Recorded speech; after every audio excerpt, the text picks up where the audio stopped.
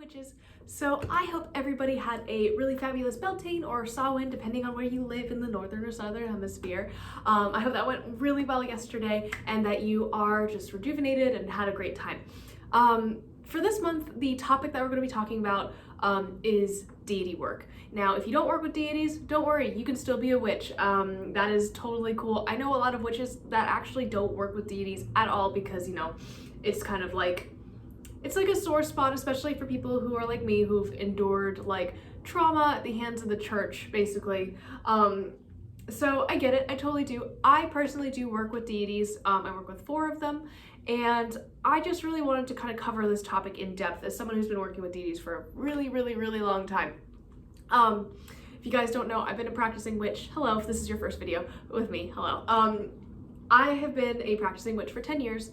I say this all the time, I'm so sorry. But the main reason that I got really into it was because I started, like, unknowingly, I guess, working with Hearn the Hunter, or Cernunnos, or he's an aspect of that god, and also the Morrigan. So I've been doing this for a really long time. I did not have a whole lot of guidance in the beginning, so a lot of this is personal experience. It's going to be kind of based on how I've worked with my gods, and just like what I've learned over the last couple years, because there's definitely been times where my craft or my involvement with my deities has kind of waxed and waned.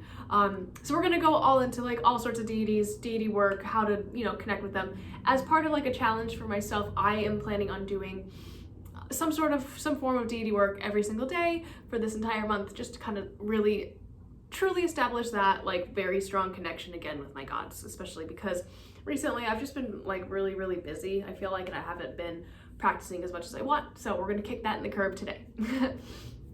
So first things first, like, what is a deity? So a deity is basically any sort of like entity that is worshipped as a god. Be from any sort of culture. A lot of the more common ones that we know about are like Zeus and Odin and I don't know, like Osiris or something like that, like Cernunnos, the horned god. There are tons and tons of deities across the board. This also includes like the Abrahamic god. This includes like the gods in Hinduism. You know, you have like Shiva and Kali, all of that whole pantheon.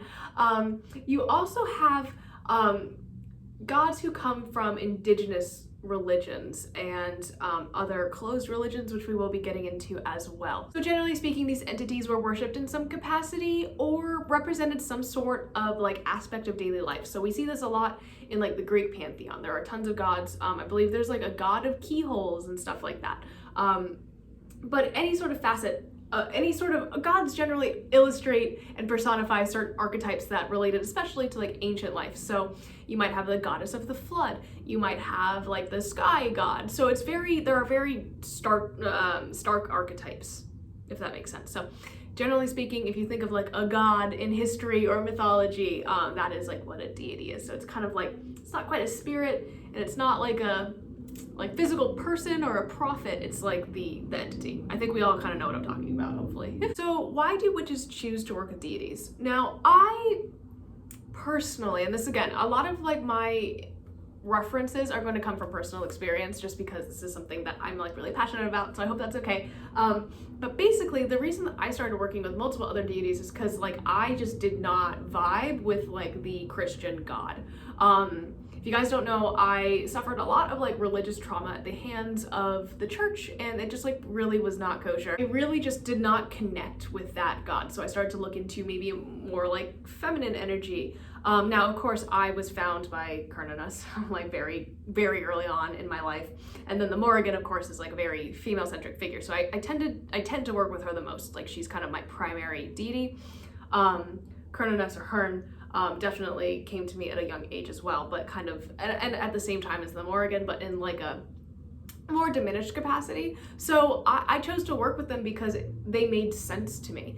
A lot of deities, you know, if you're looking to evoke a certain lifestyle or a certain energy, they could be like very beneficial to your craft. So it could be because of tradition, but if you're like me and not someone who is raised within a specific religion or like belief system, it could be up to personal choice. And again, as a witch, you do not have to work with deities at all. It's just something that some people do. I totally understand where it's like, you know, it's not necessary by any means, and I can understand where people's like reservation is, especially if you have come from a background where you're like, you know, God is the deity that you must worship. I think a lot of people are drawn to paganism and witchcraft because it's kind of like this, like the opposite of that almost. Like there isn't like you must go to church every day. It's very free form. So I think a lot of people are drawn to that, but the idea of working with a deity can still be kind of hard to isn't as palatable all the time. So all of that to say, it is absolutely not necessary to work with a god, but if you do, it can really transform your craft, and it's just another tool, kind of like a guide, or maybe an ancestor that you work with closely, or an element that you are really closely connected with, that can just enhance your craft a little bit beyond working with just like the energies of the universe. So the next question, I guess, you know, I would have is like, where do I, like, what gods do I even want to work with? Like, where do I start? And my best advice is just to, my best advice as always is to read everything you can get your hands on and learn as much about the world as you possibly can. I don't see any problem with like learning about stuff as long as you are being respectful and not like appropriating any practices into your own, just making sure that you're respectful to other people and other close cultures. But like what I would recommend is just to like read an overview of various different like world mythologies if you can. Really kind of come up with like, you know, and at the same time, maybe prior to that, come up with like an independent list of like attributes that you would want, like attributes in a god you would want to work with, I guess, if that makes any sense. So before I get too ahead of myself about doing research and stuff, this is like if you are unsure about deity work, if you're not sure if it's something that you would benefit from, if it's something that you're interested in but like not ready to commit to, if you're not feeling called by a god, because if you're being called by a god, trust me, you're gonna know. There's, as someone who has been working with them, like deities, for a very long time, and someone who has watched other people starting to work with deities, I can confirm that most of us like knew when we were being called. So it's good to research and learn as much as you can, as always. I really recommend it. I think that like having an idea of, you know, the type of craft that you practice is really important, as well as, you know, cultural influences. If you have a certain lineage, if there's something that you feel very drawn to, then I definitely recommend starting there and then branching out. So as always, I just want to put out that disclaimer of like, again, you don't have to go out and spend a ton of money on like statues and books and all sorts of stuff. There are tons of resources like online or at your local library, especially to learn about like the ancient religions, like the Greek mythology. No, I shouldn't say religions. I should say like pantheon. So like the Greek pantheon, you can read like the Odyssey or the Iliad. Like there are actual like scholarly texts that you can read that outlines the basis of the belief systems in which, of the pantheons in which these gods all exist, right? Now, of course, some mythologies can change. I'm specifically thinking of like the Celtic mythology, because you have like the like Irish mythology versus like the totality of like Gaelic beliefs versus like Anglo-Saxon and like Gaulish. Like there are different stories and different influences. So it's good to like familiarize yourself with like the, I don't want to say the lore because that makes it sound almost like a D&D thing, but like the principles and the stories of these pantheons that you are investigating. So like for me personally, like I don't really see an issue with, you know, like lighting a candle for a god or goddess, like for example Freya, and saying like, hi, my name is like so-and-so, like Freya, like I revere you, I offer this candle to you as a token of my reverence. Here's who I am as a witch, like here's what I would like to accomplish, and I feel like you can help me with this, but at this moment I am not asking anything from you. I'm simply offering this to you and introducing myself. Like something along those lines, obviously a little bit more eloquent than that, but I think that there's no harm in that, in my opinion. I don't think that you have to be called by somebody. I have heard stories of people, especially with like Hecate, where she's just been like, no, you're not ready, like, and some like terrible things have happened, but I don't know if they were like calling on her to help with things without establishing that relationship first, which is a big no-no. But I see very little harm in offering a candle to a god. I don't know. leave me your opinions below and we can discuss. So I've seen a lot of people kind of discouraging beginners from working with deities at the beginning of their craft, and I do somewhat disagree. Like like I said, I personally started my craft like by connecting with the deity. So, I mean, I had no idea what I was doing. I made some mistakes, definitely, but I wouldn't change anything. If I could go back, I would definitely say like, hey, maybe like learn the basics of like witchcraft without it. And this is coming from a non-Wiccan perspective. At the time that I was really starting my practice, I did start with Wicca, and I had like a goddess figure and a god figure. So like that's kind of where I was coming from, right? And then our relationship changed as I stopped practicing Wicca.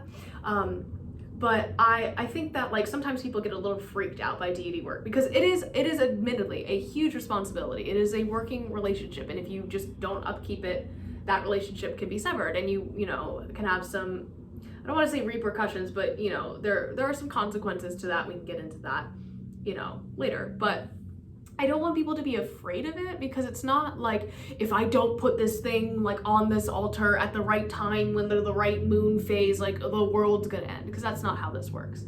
Oh, that's really funny. I just saw a crow. That's really funny. So that's the Morgan, I think, agreeing with me. But anyways, it is a big responsibility. And if you are beginning to look into it, definitely consider if you have the time commitment for that, because it is, it's a lot of work and a lot of energy, but it's good. It's a great, beautiful relationship if you're able to maintain that. So just because somebody has only like 15 minutes to work with a god doesn't mean that they follow the god or are less committed to the god than the person who can spend 2 or 3 hours. It's just, it's one of those things. So, there's definitely a big responsibility, but it is a fruitful and great relationship to build. And in my experience, it has been very unique. So I did want to touch on my experience really quickly before I left you guys with this information and the excitingness of deity work. But as I was saying, like I work with 4 different gods. I work with the Morrigan, I work with Hearn or Cernunnos. I use those 2 names interchangeably. I knew him as Hearn first. And Hearn is kind of like accepted. He's its own, Hearn the Hunter is his own entity, but the name Hearn is kind of accepted as a like aspect of Cernunnos. It's just what I feel comfortable with, and that's what I refer to him as. So we can get into that in a little bit if you guys want, or in a different video. I also work with Bast and Anubis, and these 2 have actually come to me since the beginning of the year. So this is a very, it's cool because I have like that initial visceral experience that I had when I was first starting with like the Morrigan and Kern, where everything was very wild and chaotic. Whereas I feel like now I'm able to work in a more efficient and fruitful way with the with Bast and Anubis. So if you guys don't know, I grew up in a really chaotic home. The Morrigan really kept me protected and safe, so I owe a lot of my strength and ability to like push through bullshit to her.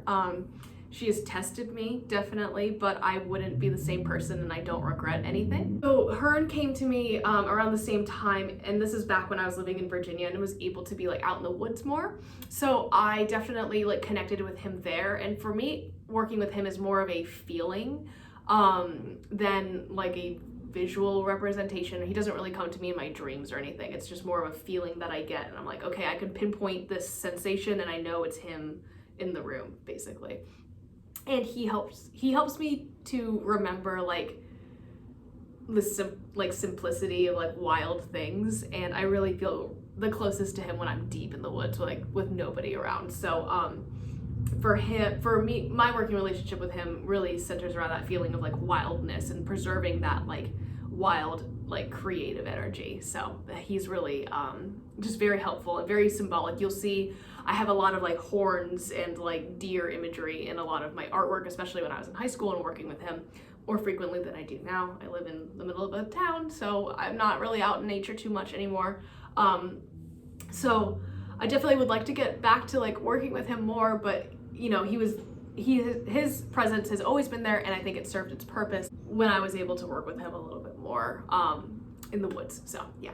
Bastet and Anubis came to me at the same time. I don't know what that means. Like both of my, like all four of my gods came to me in pairs of like opposites almost. So like the Morrigan's like a death and fertility, but like death and war and prophecy. Whereas like Cernunnos, I feel like is more of like the male, like virility, like fertility entity. So those two kind of they occupy opposite spaces in my mind. Whereas Bastet and Anubis, I kind of feel the same thing. Like Bastet is that fertility goddess, Anubis is like that god of death. Cats and dogs, very opposite, but they both came to me at the same time. I had been having dreams, and that's kind of like when I first start deity, like I guess when a deity first comes to me, it seems that they come to me in dreams. So I remember like a couple nights ago, at the beginning of the year, right before around the time I started this project, I had a dream about the two of them coming to me and saying they wanted to work with me, which was amazing. This is the first time I really like knew what was happening like in the moment. Like I was almost lucid, but not quite. But I was able, like, as someone who's been now doing this for 10 years, I was like, oh shit, this is what is happening. This is a thing, pay attention, like, nah. And I remember like I had this beautiful conversation with them, and I woke up and like the way I know that like dreams are very meaningful to me, or about to like, I don't want to say a prophecy or anything, but you know, I have had dreams that have like come true, which is really crazy. But like I woke up with tears all over my face. I remember waking up and the first thought I had was, if this is you, show me a sign, just to confirm. So that was like the first thing I thought of when I woke up that morning. So from there, I kind of like woke up fully, just like didn't really think about it. I was like, oh, that's a weird dream, whatever. And I, you know, did my morning routine and started going to work. And on the way to work, I like had this random, like, not thought, but like, I just kind of like subconsciously did this. I took a different route to work that I usually hadn't been taking, especially in the colder months, because it was like on some back roads, we had some snow, and my car does not do well in snow. So I was like, oh, I'm just gonna take the back road today. Like, or in reality, I think the thought was take the back road, and I was just like, yeah, that sounds like a good idea, and like took the back route. And as I like crested the hill, like the first hill that's the most like treacherous, I saw a black cat that had been hit by a car, and something in my brain just was like, this is your sign. Like not a voice, but like a voice. I don't know how to explain that. And they were like, this is like, there were two voices, and it was like, this is the sign you were looking for. And that kind of confirmed it for me. When I got to work, I was just like, oh man. And I started working with them from there. I was just like, I hear you, like, let's do this thing. So I made some space for them on my altar. I have my deity candles over here, and I've been working with them for a little bit, like throughout the entirety of this project. So this is a very new and unfolding relationship I'm very excited about, but I just wanted to share some personal experiences. I hope this video like helped you guys. If you do have any questions about deity work, I would love to do kind of a deity work Q&A video, kind of like I did with like the witchy Q&A of like last month or last week, really. So I wanted to do that, but also like specifically just like about deity work. So if you have any questions, leave them down below, or you can DM them to me on Instagram. Just be like, hey, like this is for the deity work Q&A, and I'll try to get that all filmed and uploaded for you guys at some point this month. But I hope this is an exciting topic. I think it's a good section for the grimoire, and we're gonna be talking about Celtic mythology tomorrow, so I'm very stoked about that. I'll see you guys later. Bye.